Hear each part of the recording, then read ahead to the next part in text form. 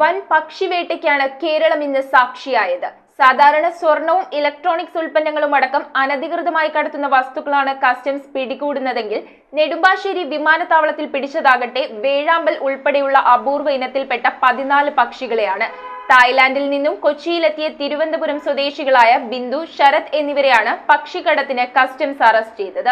ഞായറാഴ്ച രാത്രി തായ്ലൻഡിൽ നിന്നും എത്തിയ തിരുവനന്തപുരം സ്വദേശികളായ ബിന്ദു, ശരത് എന്നിവരുടെ പെരുമാറ്റത്തിൽ സംശയം തോന്നിയ കസ്റ്റംസ് ഉദ്യോഗസ്ഥർ ബാഗേജുകൾ വിശദമായി പരിശോധിച്ചപ്പോഴാണ് ബാഗിൽ നിന്നും ചിറകടി ശബ്ദം കേട്ടത്. ബാഗ് തുറന്ന കസ്റ്റംസ് ഉദ്യോഗസ്ഥർ കണ്ടതാകട്ടെ വേഴാമ്പൽ ഉൾപ്പെടെ അപൂർവ ഇനത്തിൽപ്പെട്ട 14 പക്ഷികളെയാണ്. പിടികൂടിയതിൽ 3 തരത്തിൽപ്പെട്ട പക്ഷികളാണുള്ളത്. 25,000 മുതൽ 2 ലക്ഷം രൂപ വരെ വിലയുള്ള പക്ഷികളുമുണ്ട് കൂട്ടത്തിൽ. 3 വർഷം വരെ തടവ് ശിക്ഷ ലഭിക്കാവുന്ന കുറ്റമാണിത്. 75,000 രൂപ പ്രതിഫലത്തിനു വേണ്ടിയാണ് ഇത് ചെയ്തതെന്ന് പ്രതികൾ മൊഴി നൽകി. കസ്റ്റംസും വനവകുപ്പും പ്രതികളെ വിശദമായി ചോദ്യം ചെയ്തു വരികയാണ്. വിദഗ്ധ പരിശോധനയ്ക്കും തുടർ നടപടികൾക്കുമായി പക്ഷികളെയും പ്രതികളെയും വനം വകുപ്പിന് കൈമാറി. നടപടികൾക്ക് ശേഷം പക്ഷികളെ മാതൃരാജ്യത്തേക്ക് തിരിച്ചയക്കുമെന്ന് അധികൃതർ അറിയിച്ചു. നിലവിൽ ഡോക്ടർമാരുടെയും മറ്റ് പക്ഷി വിദഗ്ധരുടെയും നിരീക്ഷണത്തിലാണ് പക്ഷികൾ. News bureau, Aluva.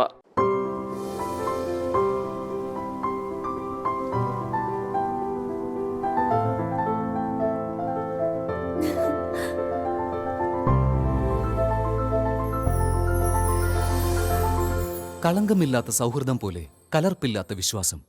കല്ലൻസ് ജ്വല്ലറി.